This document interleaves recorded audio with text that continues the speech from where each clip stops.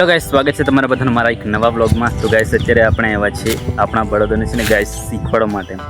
એટલે છે ને પહેલી વખત છે ને ગાઈસ આપણે જોડ્યા છે, એટલે ચાલવામાં છે ને ગાઈસ થોડીક કંજુસાઈ કરે છે. જો પહેલાં આવે છે વગર લાવે ને ચાલ્યા કરે છે ને એવું બધું કરે છે. આટલું ખેડી છે આપણે થોડુંક છે ને દોરીને ચાલવું પડે છે. એમાં બંને છે ને ગાઈસ ટ્રેનર છે એટલા માટે, એટલે શીખાવું છે એમ બંને.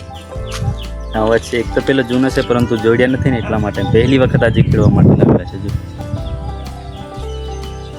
સફેદવાળાને એમ થોડી ઘણી ઉંમર પણ છે પરંતુ એમ ચાલવામાં છે ને ગાઈસ એમ શીખવાડેલો છે એમ. પરંતુ આપણા ઘરે છે ને આ સાલે લાવ્યા છે ને મહેમાનમાંથી લાવ્યા છે. પરંતુ પહેલો તો છે ને જે લાલવાળો એ તો આપણે છે ને ગઈ સાલનો છે, અને થોડોક એને શું કહેવાય એમ શીખવાડેલો, પરંતુ છે ને ગાઈસ થોડોક ઓજેક બહુ બધો છે, આળસું છે એમ. એટલે ચાલતા ચાલતા છે ને ઊભો રહી જાય ને બહી જાય ને એવું બધું કરે છે. એટલે છે ને સ્પેશિયલ આપણે દોરી પકડીને એને ચાલવું પડે એમ, તો આપણી પાછળ આવ્યા કરે.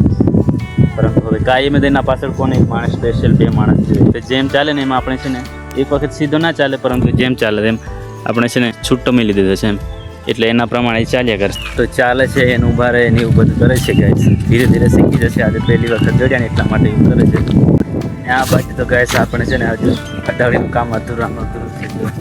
જેટલું કાલે કરેલું ને એટલું છે પૂરું કરવાનું છે ને ગાઈસ. આપણે બહુ બધી કોશિશ કરીએ છીએ પરંતુ પૂરું નહીં. આજે સવારમાં આપણે પેલા ગેડા લાવ્યા, ભોંડું લાવ્યા, પેલી બાજુ છે.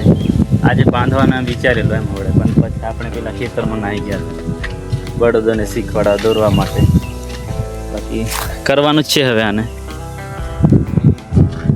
ચાલો એક વખત હવે ઘરે આટો મારતા આવીએ.